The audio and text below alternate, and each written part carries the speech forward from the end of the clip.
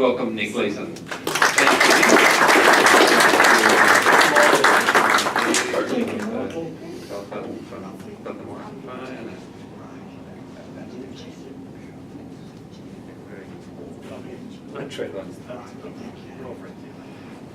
Thank you, Mike, for a wonderful introduction, and it is with great pride I stand here as a former staff member for over 20 years at Vision Australia, well then Royal Blind Society, Vision Australia. I think the main reason I'm here as an example of a very ordinary person who has had extraordinary opportunities in life. And I often start my presentations by mentioning and confessing, and I know there's certain individuals in this room who are similarly affected, and some people see this as a greater disability than total blindness, and that is, I'm originally from Melbourne. I came from a suburb affectionately known as Broady. And at birth I had perfect eyesight, and however at the age of 7.5 my life would change and change forever. Because on a particular afternoon I was with my mother, we were in a supermarket, and as we left I was either walking or running. I stood on the mat that triggered the electronic swinging door, and as I left it closed and struck me on the side of the head, causing a bit of blood but nothing seemingly untoward. But a few days later on a Sunday afternoon I said to my mother, I can only see half of everything. And my mother and father rushed me into the eye hospital. And I remember sitting between them looking out the window, wondering why the buildings were getting further away. And almost in desperation, I looked up into my mother's face, and that would be the last image I would ever see. And I do recall the tears that fell and the embrace that she gave me. And I think it's important, because Matt touched upon this, that I was fortunate, like Matt, to have parents that instinctively encouraged me to get on with my life despite the trauma that had occurred. I also draw from that in my life how I learnt that change is inevitable. Change affects all of us, and especially those who are blind, and in particular those who are totally blind, in that every day of our lives we are adjusting. We are working very hard to maintain and to live in our society. I wanted to touch upon certain things in my life, in that many years ago, I think when Matt was in primary school, I was a Paralympic athlete myself. And it was a great privilege to represent this country. I don't often share this with audiences, but because you feel like you're almost family and friends out there. Of course I strove to represent this country, but at the time I'd met a young woman who was living in America, and by qualifying meant that I could actually see her. So I had a double reason for going to America.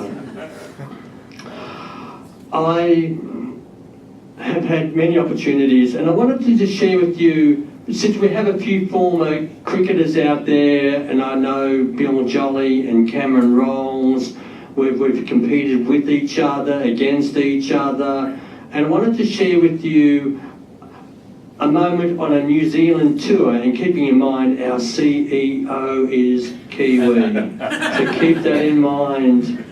Because it was some years, over 20 years ago, I'm on a cricket tour of the South Island, and we had a few days off, so it was decided that we should frequent a bar, and it was probably mistake one.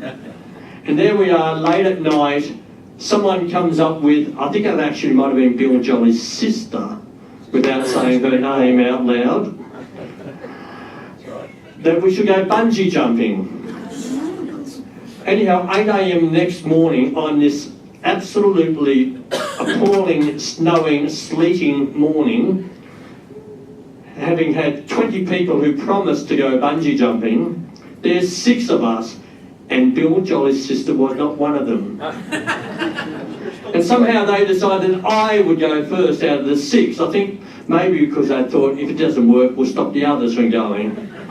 And now I am standing with my toes over the edge of the bridge, and they're saying 5, 4, 3, 2, 1. I said, yeah, what do you want me to do? And they pushed me in the middle of back and they shoved me off the bridge.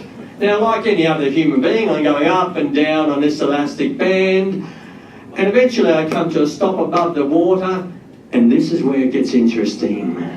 Because a Kiwi comes out in a boat, and he's holding a pole up to me, and he's saying, grab the pole, you so-and-so Aussie. And I say, I can't see it, I'm blind. And he says, not my fault, you went out last night and got blind, grab the pole. And my luck, more than anything, I found the pole, he dragged me into the boat, he says, oh my God, you are blind.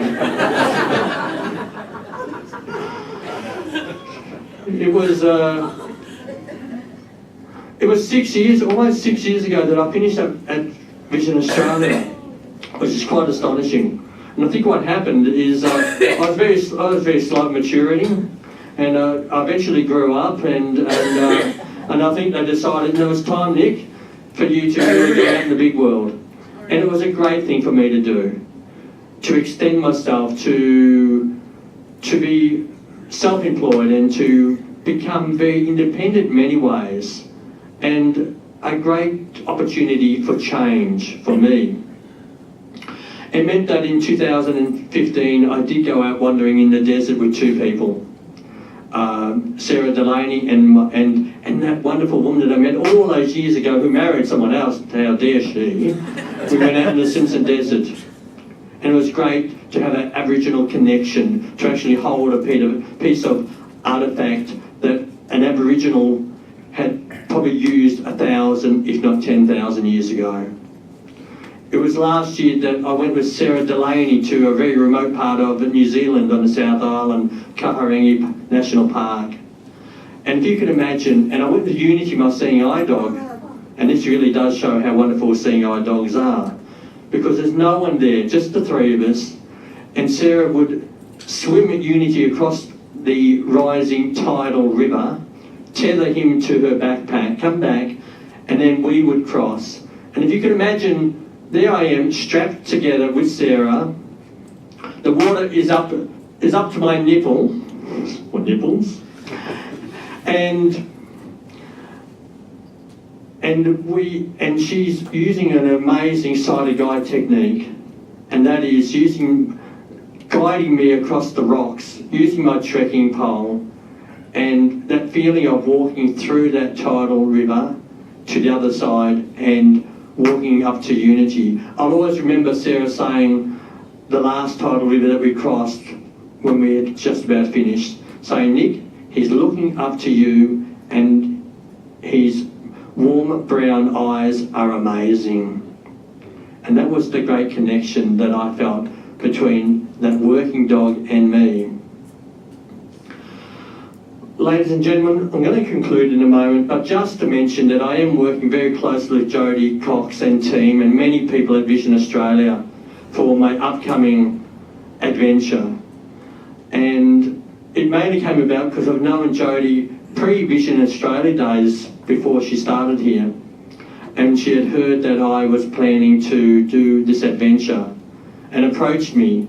And I thought it would be a lovely way at the stage of my life, probably one of the last things, my major adventures, to include an organisation that is so wonderful to so many people. And what will happen is I will be travelling out to Lake Eyre with Sarah Delaney.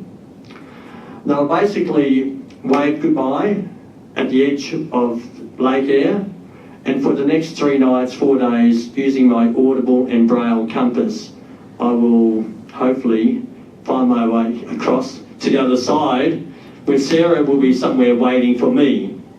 Having said that, of course, all the safety and risk management has taken into place. We're working very closely with that.